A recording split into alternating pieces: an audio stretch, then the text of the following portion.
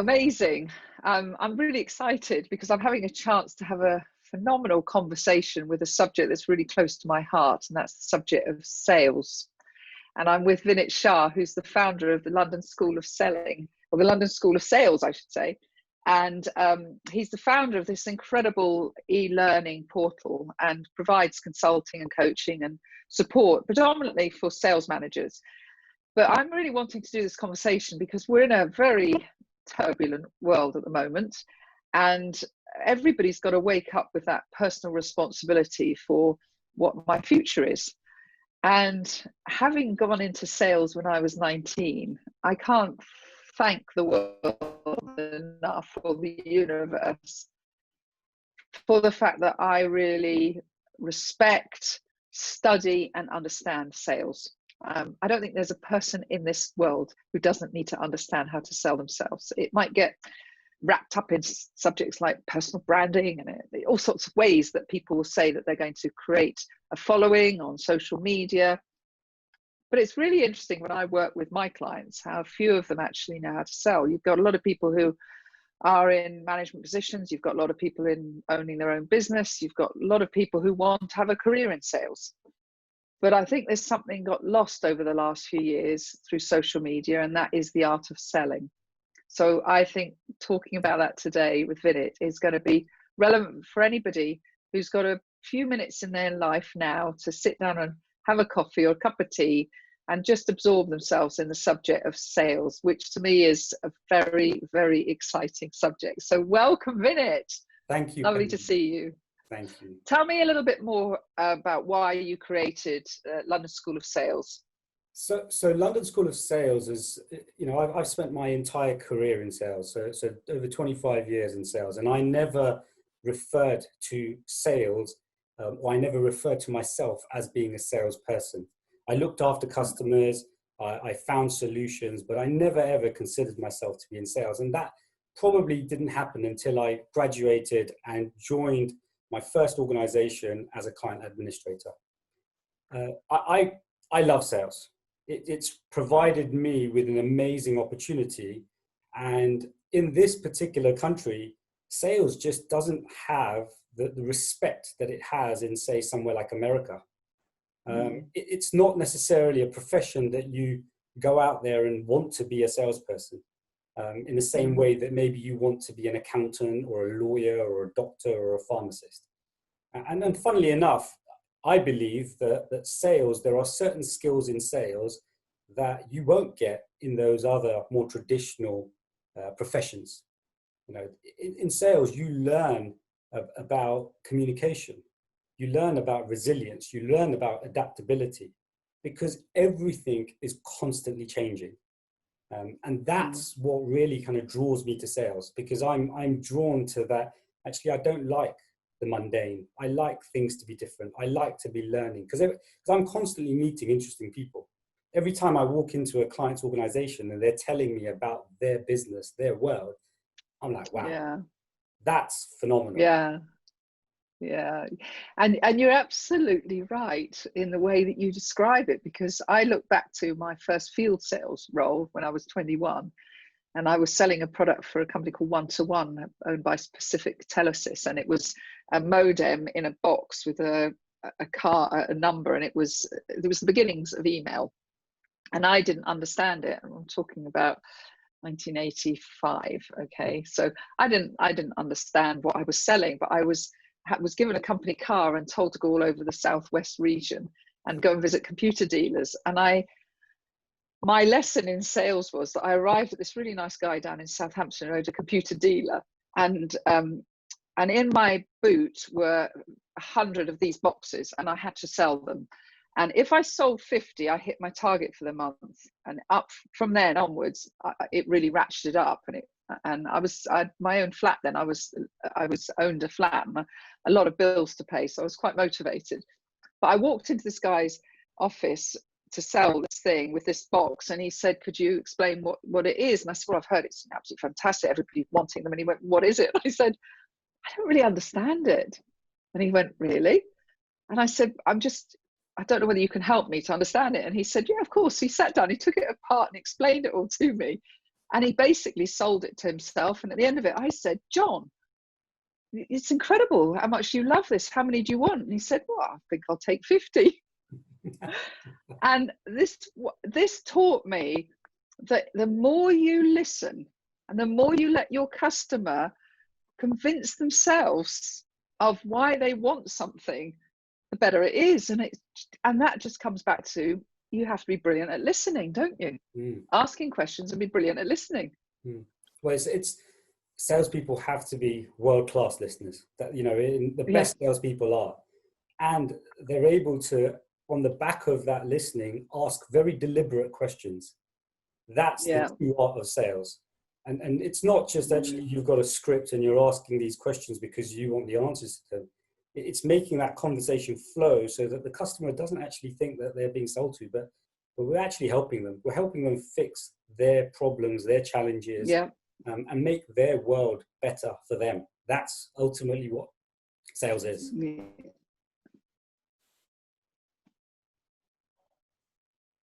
Yeah.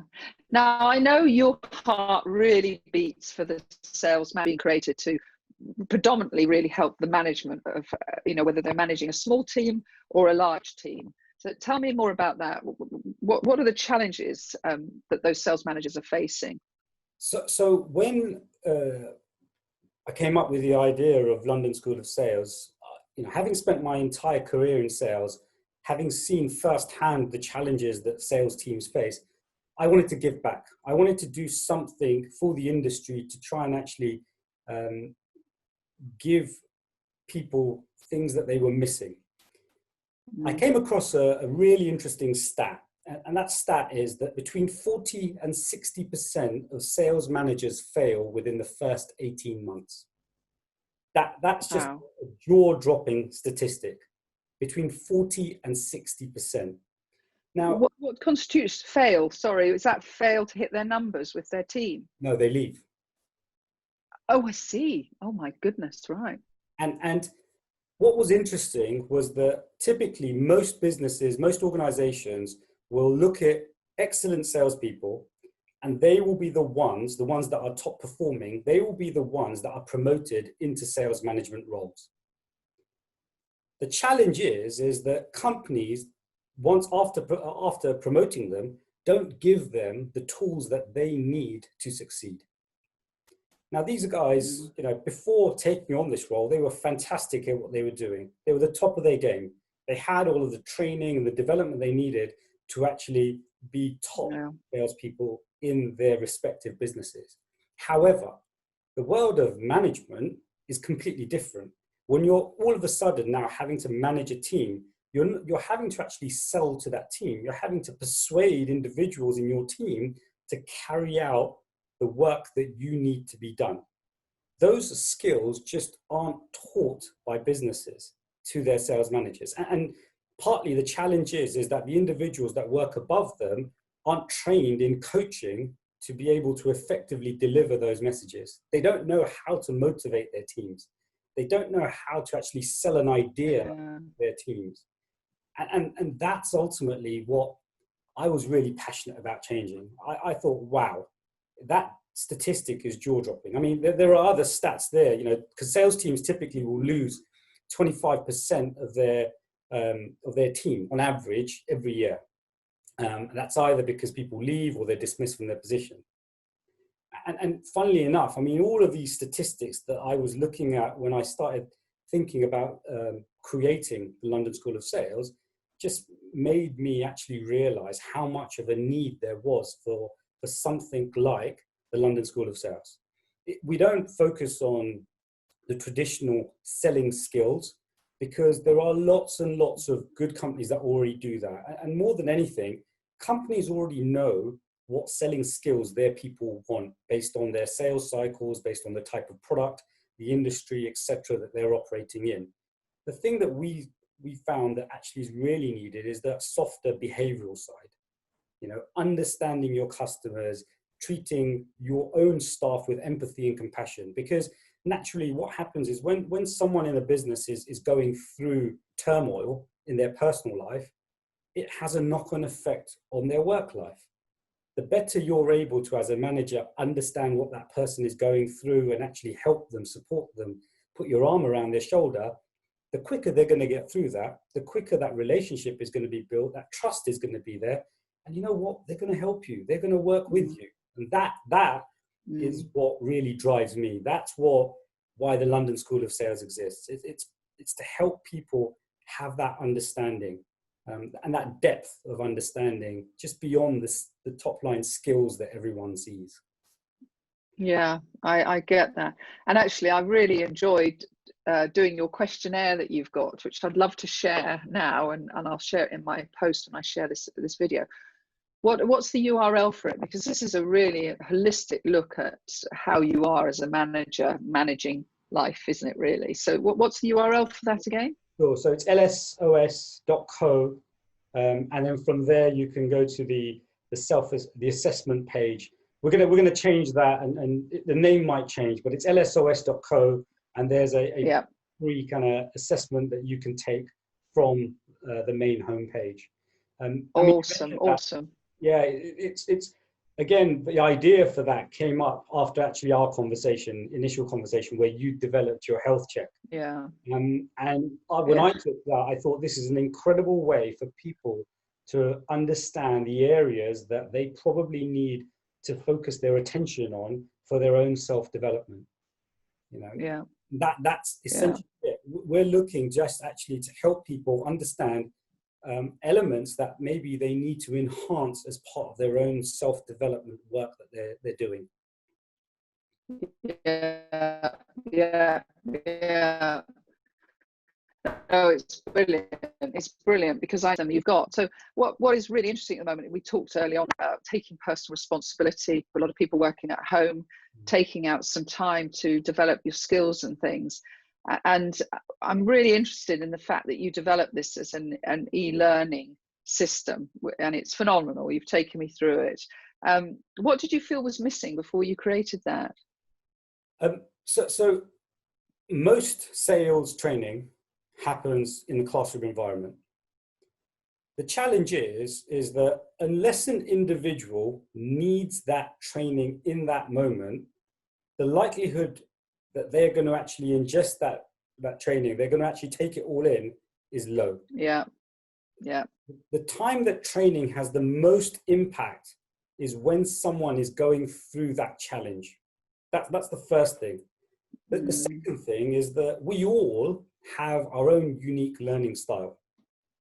So all of the training within London School of Sales, the e-learning, has been developed using the principles of VARC. So VARC stands for video, audio, reading, writing, and kinesthetic. Essentially, think of it this way. You may, in certain instances, like to read something and actually ingest that information because you feel comfortable reading to try and understand. Other individuals may prefer to watch a video. And others may even prefer to actually learn by doing the exercise themselves and then realizing actually where their understanding is lacking and then going through that activity again. So we have developed all of the training using the principles of VARC. It isn't just a case of you've got a guy with a PowerPoint presentation and they're just speaking over it. It's really interactive. And the other thing is we encourage people to actually learn at their pace, because we want you to take some of the learnings and apply it to your current working environment. There's a huge trend within the younger generation, which is micro-learning. They want to be able to learn on demand when they need it.